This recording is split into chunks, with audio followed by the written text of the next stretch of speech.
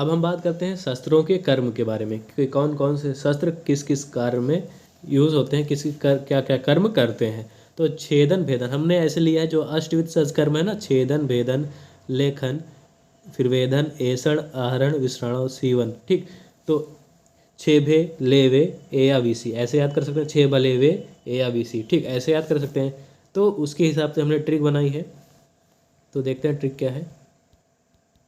तो जो ट्रिक है वो है कि सबसे पहले हमने छेदन और भेदन लिया है। ठीक, छेदन और भेदन। तो छेदन भेदन में क्या कौन कौन से शस्त्र आते हैं, छेदन और भेदन जो कर्म करते हैं वो है हमारा वृद्धि पत्र, नख शस्त्र, मुद्रिका, उत्पल पत्र और अर्धधार। ये हमारा छेदन और भेदन के कार्य में यूज़ होंगे। फिर उसके बाद लेखन आता है। तो लेखन में हमको क्या ऐड करना है, यह ध्यान करना है कि छेदन ऐड कर देना है। तो लेखन प्लस छेदन में कौन कौन से शस्त्र यूज़ होते हैं इस लेखन और छेदन का के लिए, तो मंडलाग्र और करपत्र यूज़ होते हैं लेखन और छेदन के लिए।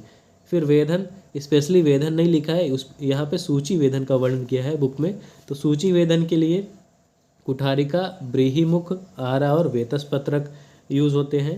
फिर छेदन वेदन लेखन वेदन के बाद ऐसण आता है, ऐसण के लिए ऐसणी यूज़ होती है। और प्लस ये एक और काम करता है, क्या करता है, अनुलोमन करता है। ठीक, तो ये लिख लीजिएगा। फिर आहरण में बडिस और दंत शंकु, अभी हमने बताया था कि ये हुक जैसे होते हैं, तो आहरण एक्सट्रैक्शन के लिए यूज़ हो सकते हैं। फिर विश्रावण जो है वो विश्रावण के लिए सूची यूज़ हो जाएगा, कुशपत्र यूज़ हो जाएगा, आटीमुख, सरारीमुख, अंतर्मुख और त्रिकूर्चक। ये हमारे विश्रावण के लिए होता है, मतलब ड्रेनेज के लिए। और सीवन मतलब सिलने के लिए, सूचरिंग के लिए सूची यूज़ हो जाएगी।